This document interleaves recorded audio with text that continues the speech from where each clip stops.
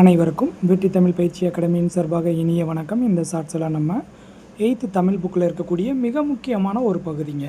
So இந்த பகுதியை வச்சு உங்களுக்கு கண்டிப்பாக இதிலிருந்து 2 வினாக்கள் போகிறாங்க பாருங்கள். அதாவது தன்மை, முன்னிலை, படர்க்கை, அதாவது 3 இடம் சொல்லுவோம்.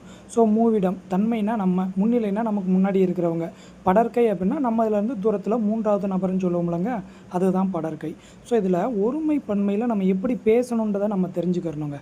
அதாவது நான் அல்லேன் அப்படின்னு தான் சொல்லணும், சரியாங்க. நான் அல்லேன். இதே இது பன்மையில் சொல்லும்போது நாம் அல்லோம். ஸோ நானாக இருக்கட்டும், நாமாக இருக்கட்டும், இந்த ரெண்டுமே தன்மை நம்மளை தான் குறிக்குது. ஸோ அப்போ நான் அல்லேன், நாம் அல்லோம் அப்படின்னு தான் வரணும்.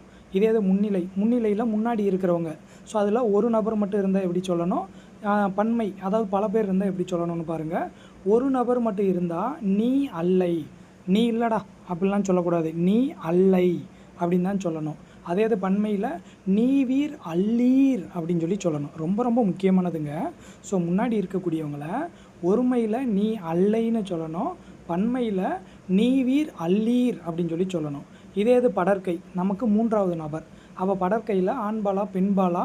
ஸோ ஐவகை பாலுக்கும் மாறும். எப்படின்னு பாருங்கள். ஆண்பால் வந்துச்சுன்னா அவன் அல்லன், சரிங்களா. பெண்ணுனா அவள் அல்லல். அதே இது பலர்பால்னா அவர் அல்லர். பாருங்கள், அவர்கள் அல்லர்னு வரல, அவர் அல்லர், சரிங்களா. இதே இது ஒன்றன் பால் அப்படின்னா அஃது அன்று, பலவின் பால் அப்படின்னா அவை அல்ல, சரிங்களா. இதெல்லாம் மிக முக்கியமான பகுதி, நல்லா பார்த்து வச்சுக்கோங்க. 2 வினாக்கள் கண்டிப்பாக கேட்குறாங்க, கொஞ்சம் நல்லா பார்த்து வச்சுக்கோங்க.